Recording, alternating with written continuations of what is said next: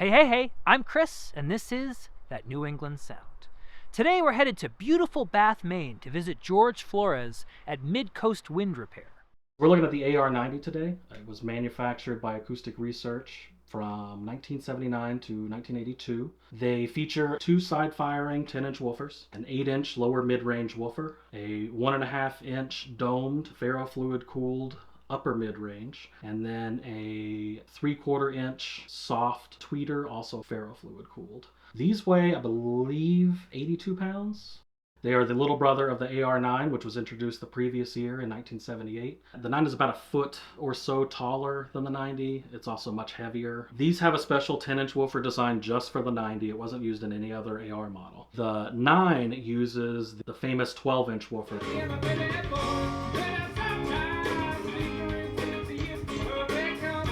So these I picked up in Massachusetts. A guy was downsizing. Once the foam surrounds on the woofers deteriorated, he stopped using them, socked them away. They remained in pretty pristine condition for being 45 years old or so.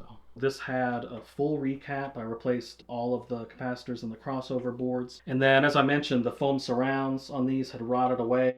I refoamed and installed new surrounds on those woofers. I feel like it's not a heavy sound, but I feel like it's very airy. No, it's very, This is maybe a 3/4-inch thick piece of industrial felt, and then around the tweeter and the upper mid-range, you've got sort of a soft foam. This was a way for them to increase stereo imaging and improve frequency response by preventing diffraction off of the cabinets.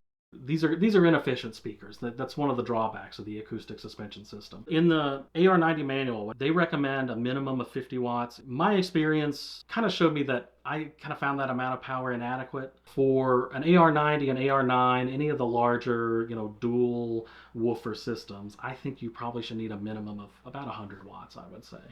They're 4 ohm nominal speakers, but they dip down to 3.2. You definitely need to have something that's 4 ohm compatible, ideally 2 ohm compatible. There's no port on these. These are acoustic suspension speakers. These were designed to go with their backs against the wall.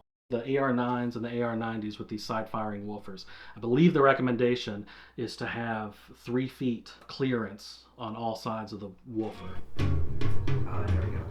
I feel like the guitar thing under the big bass drums is something I hadn't really noticed as much before.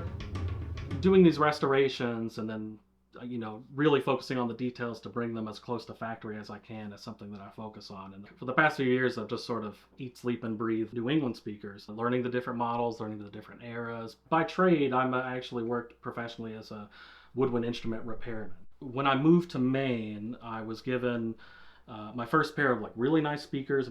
They were a barn find. It was one of these AR6s on the walls here. They needed a lot of work. That was my first speaker restoration. It was my first AR restoration. I really kind of fell in love with the company. The great thing about AR speakers, those are all meant to be very flat response, especially when you get into the LST, the 9 and 90. It's as flat as they could possibly get it.